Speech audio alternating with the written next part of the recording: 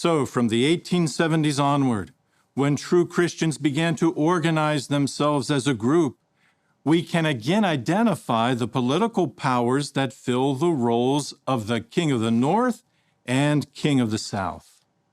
At that time in history, Britain was the dominant political force, and it filled the role of the King of the South.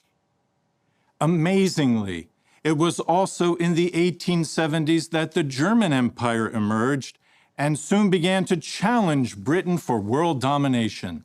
This political power now filled the role of the King of the North.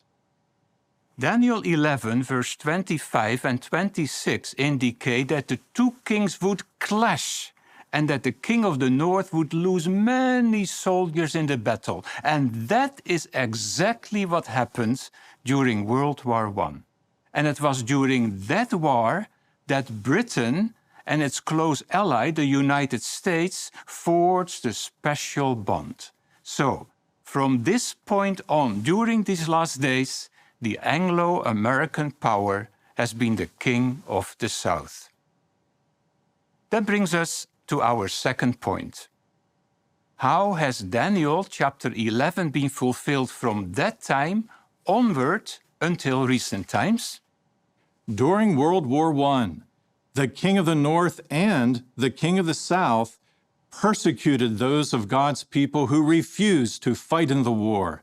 The King of the South even threw into jail those who were taking the lead in the preaching work. So I said earlier that there's some psychology going on here, and in a way Kenneth Cook needs Herman Van Selm.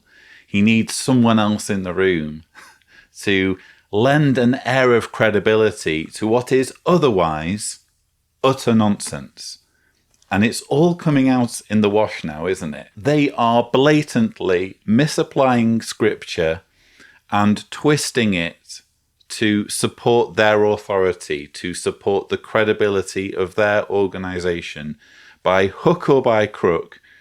Apparently, the prophet Daniel, or whoever wrote Daniel, was writing down a description, a cryptic description of God's people and the way they would be treated in the 20th and 21st century. That's what we're expected to believe here.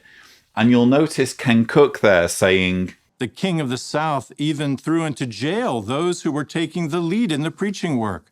What he's referring to, of course, is Rutherford and his associates being thrown into jail in 1918. It was their release in 1919 that Jehovah's Witnesses made a huge fuss over, because this apparently indicated that they had been chosen as the faithful and discreet slave. They were effectively faithful and discreet slave 1.0, the predecessors of Ken Cook. So Ken Cook wants us to buy into this idea that Rutherford was an early or founding member of the faithful and discreet slave, because that helps emphasize his authority. But why was it? Why was it that Rutherford was thrown into jail along with his associates in 1918?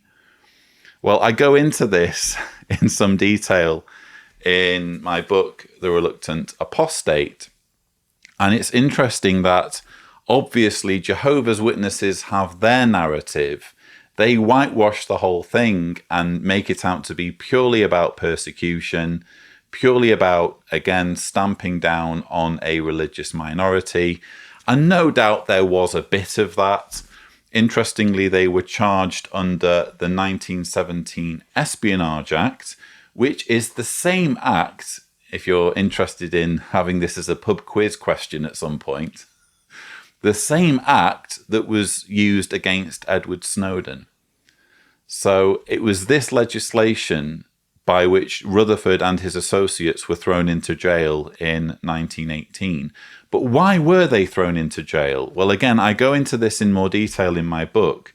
Essentially, or the main reason was due to this book, The Finished Mystery, which Jehovah's Witnesses still point to today as being fairly significant, if not very significant, in the outworking of Bible prophecy, what they don't mention, or what they mention very little, is that all of the furore over this book was mostly to do with a section of it, namely pages 247 to 253. I won't bother opening the book and showing you, although this particular version does have those pages because this is a 1917 original. But there was a section of this book from pages 247 to 253 that wasn't written by Rutherford. In fact, none of the book was written by Rutherford. He had other people write it. But wasn't written by anyone affiliated with the Bible students, with this group of people that were supposed to be fulfilling Bible prophecy. Pages 247 to 253, according to the book itself, were taken from a sermon by Reverend John Haynes Holmes, not a Bible student, nothing to do with the Bible student movement, nothing to do with Russell or Rutherford. They literally just copy-pasted, essentially, this sermon by a random reverend, someone who was part of Babylon the Great. They had him write part of their book for them. It says so in the book itself. So pages 247 to 253, written by a reverend of the Church of the Messiah, New York City. If you're watching this as one of Jehovah's Witnesses, you'll be jumping up and down saying, now we're getting all of the apostate lies. Of course they wouldn't have a section of their book written by someone else. Well, they did, and as a result of this section causing them so much trouble, they had Bible students cut out pages in the 1917 edition so that it would be acceptable to the authorities. And proof of this can be found on Watchtower Online Library. If you go to the Watchtower of 1955, May 1st, page 267, that's the John class, the faithful slave, repented of their former course, expressed a desire to change their ways, and prayed for Jehovah's forgiveness. Organizationally, they remembered their sins, such as compromisingly cutting out pages 247 to 253 of the Finished Mystery, their 7th volume of studies in the scriptures, to please would-be censors. And then it goes on to mention a number of other things that they felt repentant for. But it's right there in the organization's own publications, indeed on their website, that there was a problem with these specific pages. And if you're one of Jehovah's Witnesses, I would just ask, find out more about those pages. It turns out that this guy, Reverend John Haynes Holmes, wrote this sermon basically as anti-American propaganda. It turns out this sermon was even dropped on Allied troops during World War I as pro-German propaganda to try and make them give up their fighting. Such was the vitriol against the United States and the United States government. That's the sort of material that got included in the Finished Mystery. Again, not written by the faithful slave, not written by Rutherford, not written by anything associated with the Bible student movement, written by a reverend in Babylon the Great, and it was pro-German, anti-Allied propaganda. That was the main reason why Rutherford and his associates, and there were other reasons, but that was the main reason why Rutherford and his associates came to the attention of the authorities, and they ultimately got jailed under the Espionage Act in 1918. All of this glossed over by the organization. You really have to do your digging to find out about this stuff. Kenneth Cook's not going to explain it, is he? All he wants to do, especially in this video, is sell this idea that he is an authority. He has authority from God, And this authority is spoken about prophetically in the book of Daniel. Now, at this point, you could be saying, again, if you're one of Jehovah's Witnesses, okay, you make a fair point. There are issues with the history of the organization. But what better explanation is there of Daniel chapter 11? If Herman and Kenneth are wrong about their interpretation of the King of the North, King of the South prophecy, what better explanation have you got, Lloyd Evans, that makes more sense than what they're saying? Well, I don't have an explanation. I can only point you towards what Bible scholars have to say. And an interesting clue as to what they have to say can be found when you actually bother to find out when the book of Daniel was written. And you can do that by going on the Wikipedia page dating the Bible, in which it gives you a timeline of when certain books of the Bible were written. It gives you one for the Old Testament, one for the New Testament. We'll come to the New Testament later on because it's relevant to something else that gets spoken about in this episode. But if you look at the timeline for the Old Testament, it mentions that Daniel was understood by scholars to have been written in the Maccabean Hasmonean period, the 2nd and 1st centuries BCE, 164 BCE to 4 BCE. And it mentions in the timeline that Daniel was likely written around 164 BCE. 164 BCE is long after the exile, centuries, in fact, after the Israelites had returned from exile. The book of Daniel is believed by scholars who, again, have devoted their careers to studying this. It's believed to have been written within a couple of centuries of when Jesus supposedly turns up. And in that context, Daniel chapter 11 makes total sense.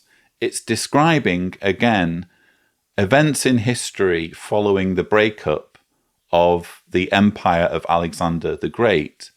And what's interesting is you can get a very good idea of precisely when it was written based on how many verses are devoted to certain points in history. And if you don't know what I'm talking about, another great Wikipedia page for you to go to, and I know what many of you are saying, Lloyd, this is Wikipedia. We're supposed to be basing our assumptions on what people have written on Wikipedia. The benefit of Wikipedia, in fact, over Watchtower literature is that it can be corrected. And if someone says something without a source, it can be replaced by something that does have a source. And in this particular case, the articles I'm referring to, everything is backed up with sources to what scholars have written. If you go to the Wikipedia article for Daniel's final vision and skip forward to the subheading Historical Background, that entire section explains the King of the North, King of the South prophecy to a far more satisfactory degree than anything that Herman and Kenneth are spouting out. In fact, let's just read some of it, shall we? Chapter 11, the centerpiece of the Revelation, gives a broad sweep of history from the 6th century BCE to the 2nd, but the coverage is uneven. 2 centuries of Persian history plus Alexander the Great's conquests and the breakup of his empire over 2.5 centuries of history are covered in 3 verses. So Daniel 11 verses 2 to 4. But the 1.5 centuries of wars between the Ptolemies of Egypt and the Seleucids of Syria receive 16 verses, that's verses 5 to 20, and the reign of Antiochus IV Epiphanes, which lasted less than 10 years, gets 25. So it's an uneven history. By far the focus is on one character or one ruler in the Seleucid line of rulers. Antiochus IV Epiphanes, we're going to be hearing more about him later, by the way, which lasted less than 10 years, 25 verses from Daniel 11:21 to Daniel 11:45. What did we just read about when Daniel was written? It was written in 164 BCE. When did Antiochus IV Epiphanes rule? From 3rd of September 175 BCE to November-December 164 BCE. So it's fairly obvious that the writer of Daniel chapter 11, well, first of all, wasn't Daniel. It's a book that was given the name Daniel and written as though it was Daniel writing it, but it was written centuries after the exile in Babylon by people who weren't expecting it to be taken as seriously as it's being taken now by Kenneth Cook and Herman Van Selm. And it was written largely about the times then, rather than anything to do with the 20th or 21st century. In fact, the clue, again, is in the allocation of verses and how many verses are allocated just to telling the story of one ruler, which would make perfect sense if this ruler was the ruler when these verses were being penned. Or put another way, what makes more sense? If you're watching this as one of Jehovah's Witnesses, you're thinking, come on, what you have here is speculation. You can't prove any of this, Lloyd Evans.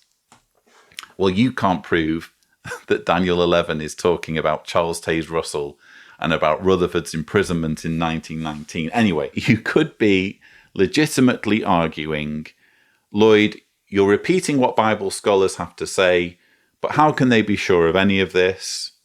How can this be anything beyond guesswork? I take your point about the allocation of verses in Daniel chapter 11, hinting strongly at the whole thing being written in 164 BCE. I take that on board. But ultimately, who's the judge? Who gets to say? Well, what's more likely?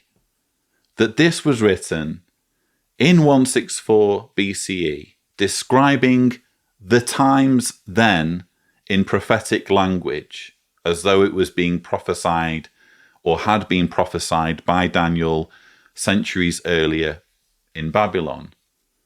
What's more likely, that it was kind of an elaborate, tongue-in-cheek hoax, or that God revealed all of these bizarre, convoluted, vague prophecies literally to Daniel in Babylon as his best possible way of communicating in advance the events of the 20th and 21st centuries. This was the best way he could come up with of predicting the rise of Nazi Germany, the USSR, and Russia, and the way these groups would treat Jehovah's Witnesses. This was the most effective way that God, who we've previously learned is the greatest communicator of all time, this is the way that he did it, with these vague Nostradamus-style writings that could mean anything and could be interpreted any number of ways.